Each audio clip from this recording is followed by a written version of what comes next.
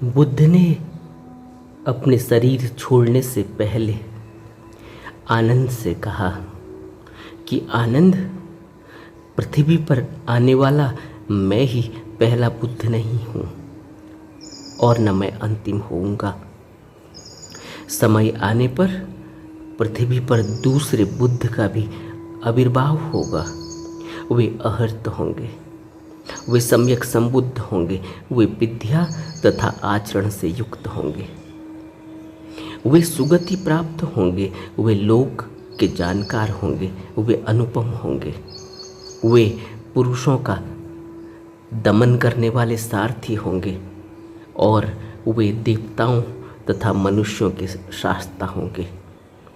वे आरंभ में कल्याणकारी, मध्य में कल्याणकारी और अंत में कल्याणकारी धर्म का अर्थ और व्यंजन सहित उपदेश देंगे। वे वैसे ही श्रेष्ठ जीवन का प्रतिपादन करेंगे जैसे मैं करता हूँ। तब आनंद ने पूछा कि भंते, हम उन्हें कैसे जानेंगे, कैसे पहचानेंगे? तब तथागत बोले, उनका नाम मैत्रेयी होगा।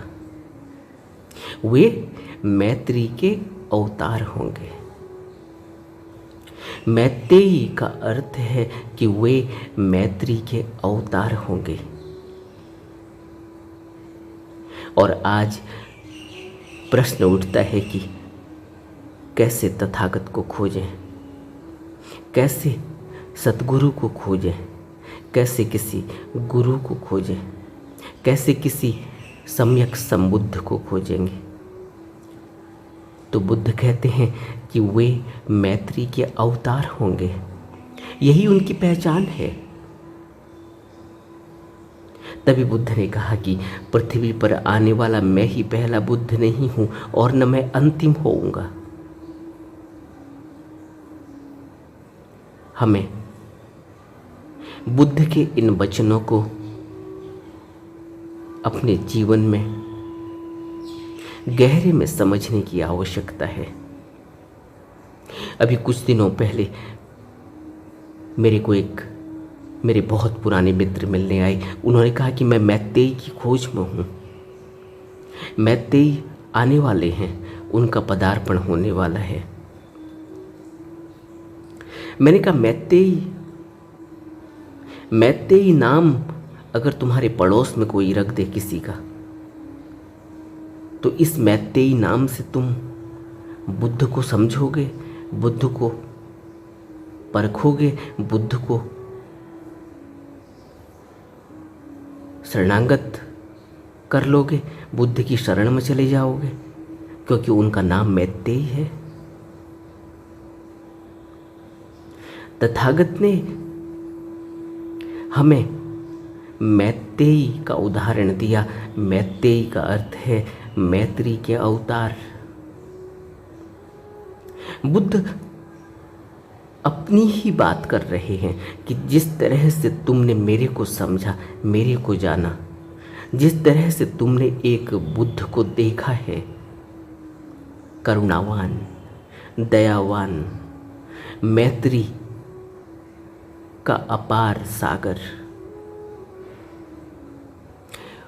वैसे ही कोई सम्यक संबुद्ध होगा, वह मैत्री का अवतार होगा।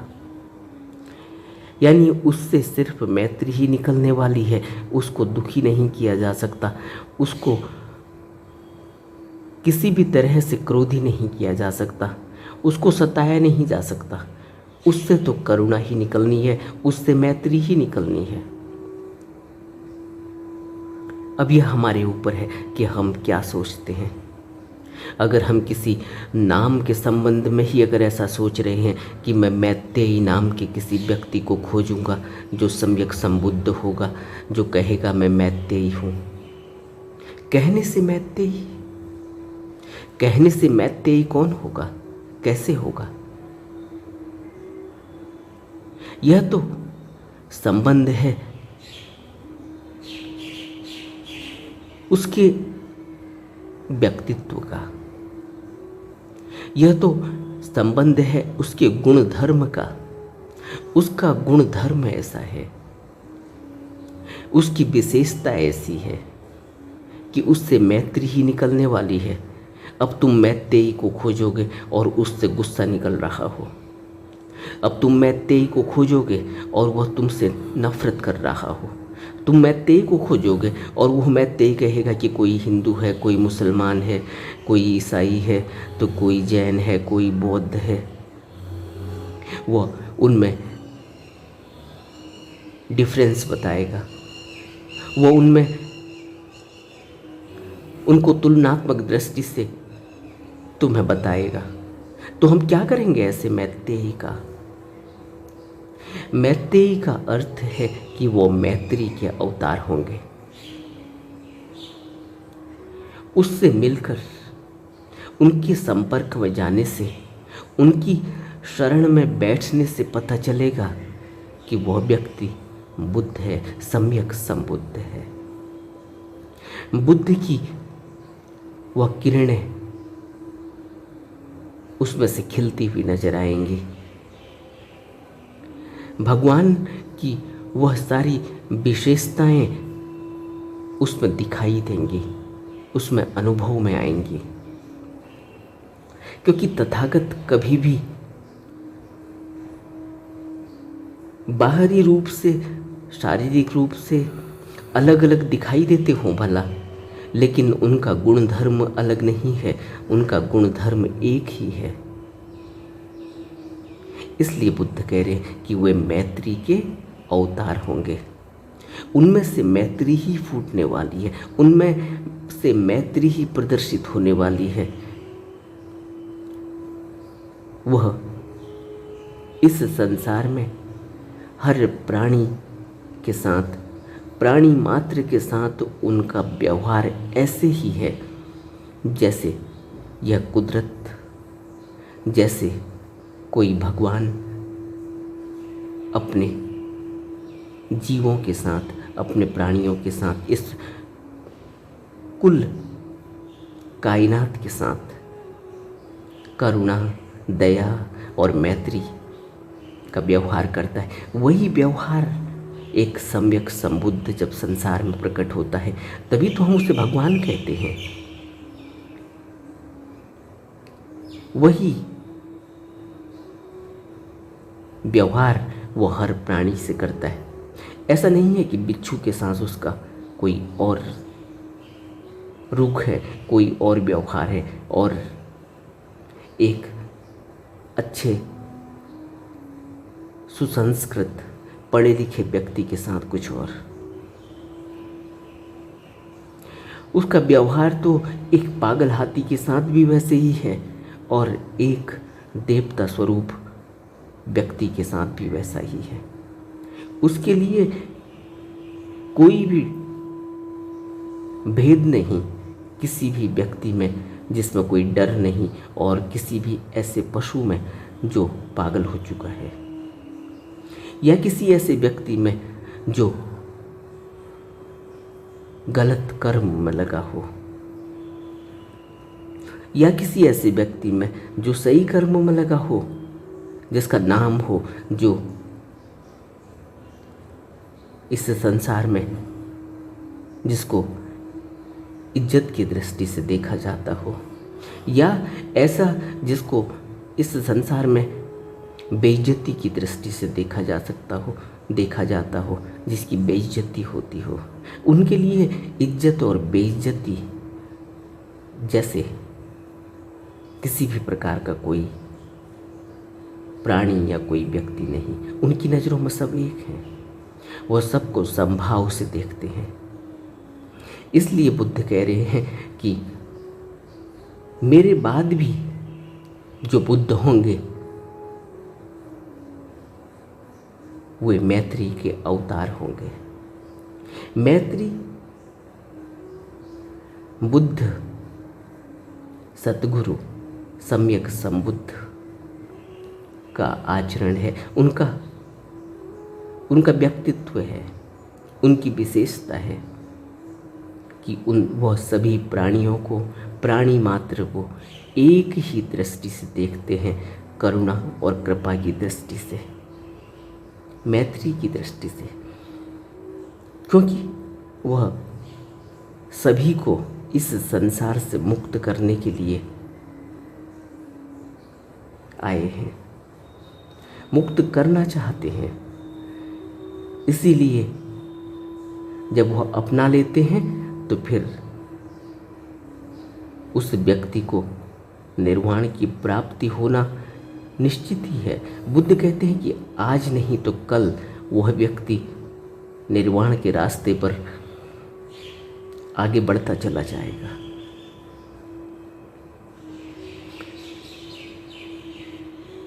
मैत्री, इसीलिए जब हम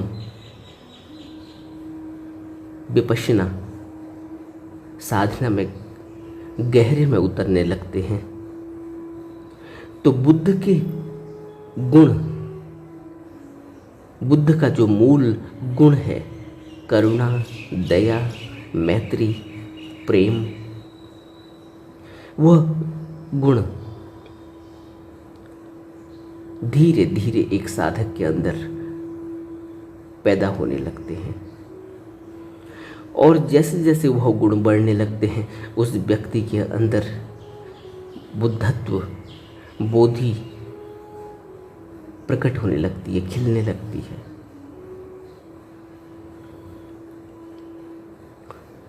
और जैसे जैसे गहरे में ध्यान साधना होने लगती है, समाधि घटने लगती है, वैसे वैसे व्यक्ति एकाकार में समाने लगता है। द्वैत की भावना मिटती चली जाती है। द्वैत अगर हो जीवन में तो फिर मैत्री संभव नहीं। मैत्री का अर्थ ही है कि व्यक्ति एकाकार को उपलब्ध हो गया है, एक में समा गया है, एक अवतरित हो गया है। और वह एक क्या है? वह एक है शाश्वत सत्य। और जब जीवन में शाश्वत सत्य का पदार्पण होता है तो फिर व्यक्ति द्वैत से ऊपर उठ जाता है। द्वैत का अर्थ है हर चीज को दो में देखने की दृष्टि, अच्छा बुरा, हानि लाभ, सुख दुख। और अद्वैत में जब व्यक्ति पहुंचता है तो फिर दो में देखने की दृष्टि खत्म हो जाती है, सिर्फ एक दृष्टि।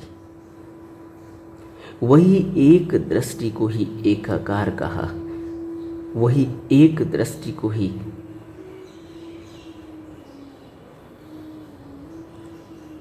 कहा कि जब वह 10वें में आ जाता है, जब वह थर्ड आई में आ जाता है, जब वह 10वें द्वार पर पहुंचता है, वहां से एक दृष्टि पैदा होती है। और वह एक दृष्टि ही मैत्री,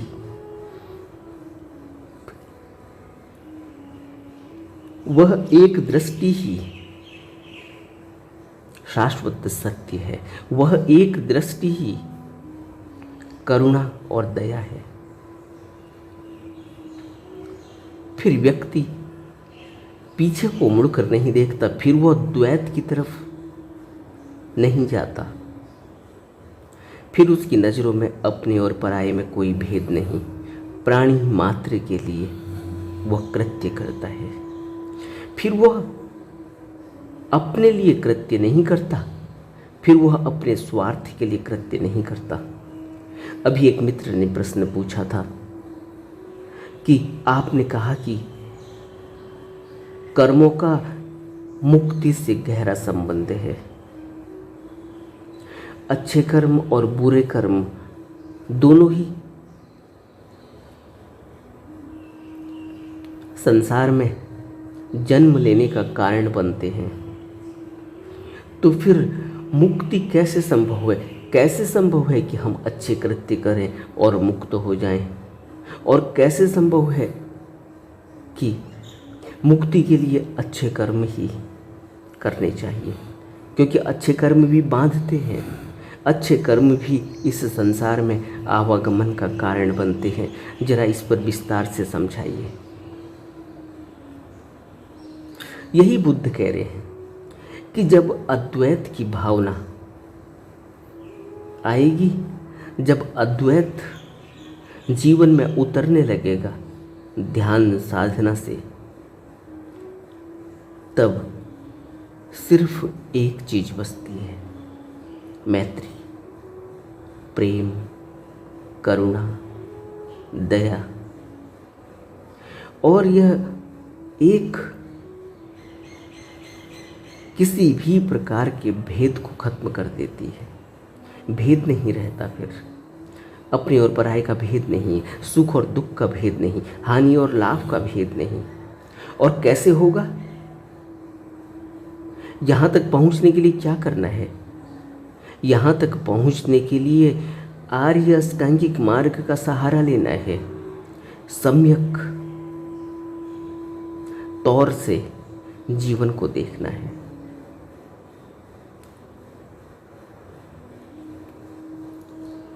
सम्यक दृष्टि, सम्यक संकल्प, सम्यक कर्मांत, सम्यक वाक,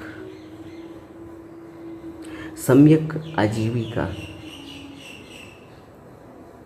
सम्यक व्यायाम, सम्यक स्मृति, सम्यक समाधि, सम्यक सब कुछ ही सम्यक चाहिए। सम्यक का अर्थ है पूरा। सम्यक का अर्थ है कि कहीं भी कुछ छूटा नहीं।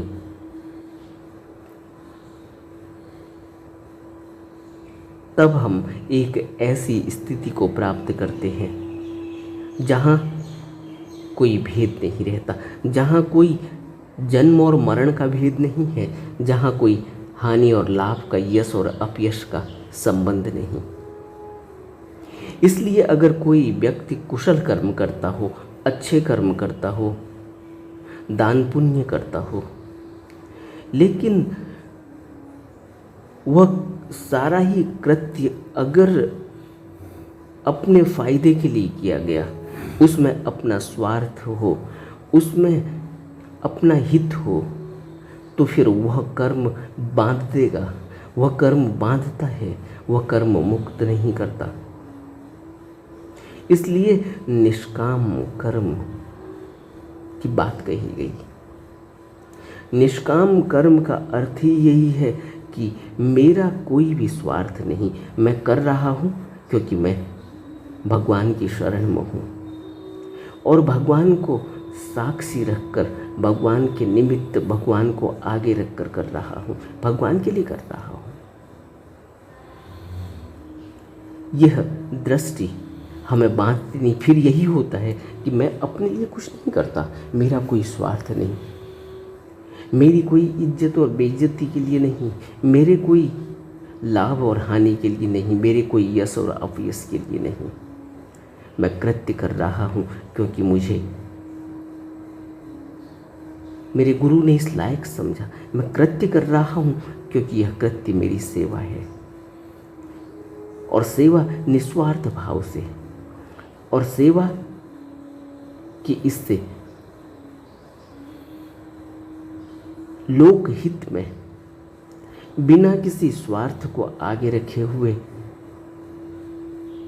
भगवान की प्रजा के लिए, भगवान के उन सभी प्राणियों के लिए जिनको भगवान करुणा की दृष्टि से रखते हैं, जिन पर भगवान कृपा रखते हैं, कृपा दृष्टि रखते हैं।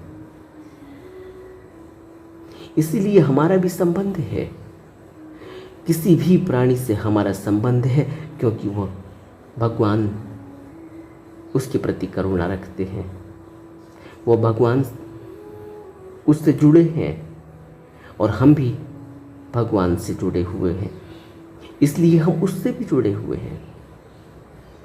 यह भावना हमें मुक्त करती है। यह भावना हमें निस्वार्थ कर्म के सेवा भाव की ओर ले जाती है। इसलिए हमें निस्वार्थ भाव से निष्काम होते हुए कृत्य करना चाहिए, नहीं तो हम मुक्त नहीं हो पाएंगे। इन मित्र ने जो प्रश्न पूछा है वह प्रश्न अच्छा है कि दोनों ही कर्म बांध रहे हैं, अच्छे कर्म और बुरे कर्म। अच्छे कर्म से भी मैं कहीं बंधता हूँ, क्योंकि मैं मानता हूँ कि मैं कर रहा हूँ, मेरी मैं आगे है उन कृत्य के लिए। मुझे लगता है कि मैंने किया इसलिए हुआ, जबकि हकीकत यह है कि मैं जैसी कोई वस्तु है नहीं, आत्मार्थ जैसी कोई वस्तु नहीं, आत्म जैसी कोई वस्तु नहीं। जो कुछ भी किया गया है वह निस्वार्थ भाव से किया गया है। वह इसलिए किया गया क्योंकि वह मेरा फर्ज है। एक इस संसार के जागरूक प्राणी होने के नाते, जागरूक मनुष्य होने के नाते यह मेरा कर्तव्य है कि मुझे इस तरह का कृत्य करना चाहिए, और वही मैं कर रहा हूँ। इसलिए अगर हम कोई भी अच्छा कर्म करें और उस कर्म के प्रति हमारी भावना यह हो कि इसके कुछ परिणाम आएंगे, इससे कुछ फल मिलेगा, मेरा कहीं ना कहीं फ़ायदा होने वाला है। जैसे आपने देखा होगा, कभी अनुभव भी किया होगा, हम किसी के लिए कुछ करते हैं, उसके बाद हमें ख्याल आता है कि यह तो मैंने किया तो था, लेकिन कहीं ना कहीं यह मेरे अंदर था कि कोई मेरे लिए भी करेगा।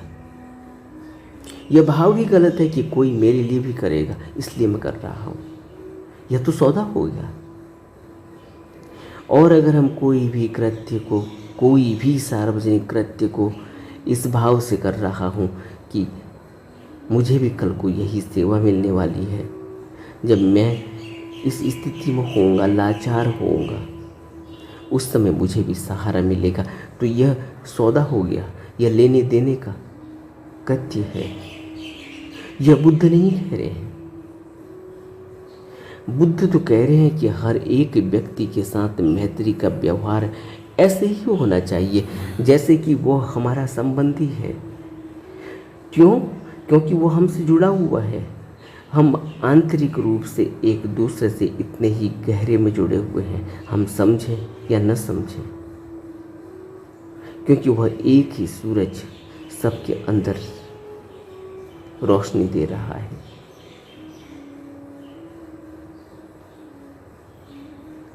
इसलिए हमें बुद्ध के संदेशों को अपने जीवन में गहरे में समझकर उतारना चाहिए,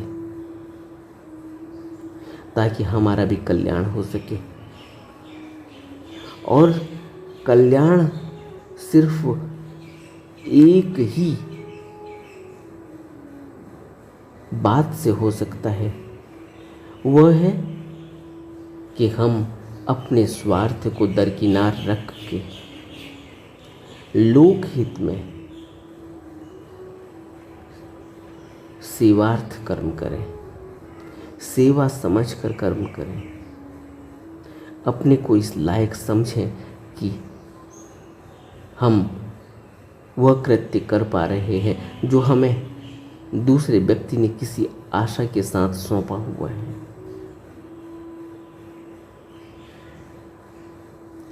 इससे हमारा जीवन बदल जाएगा। नमो बुद्धाय।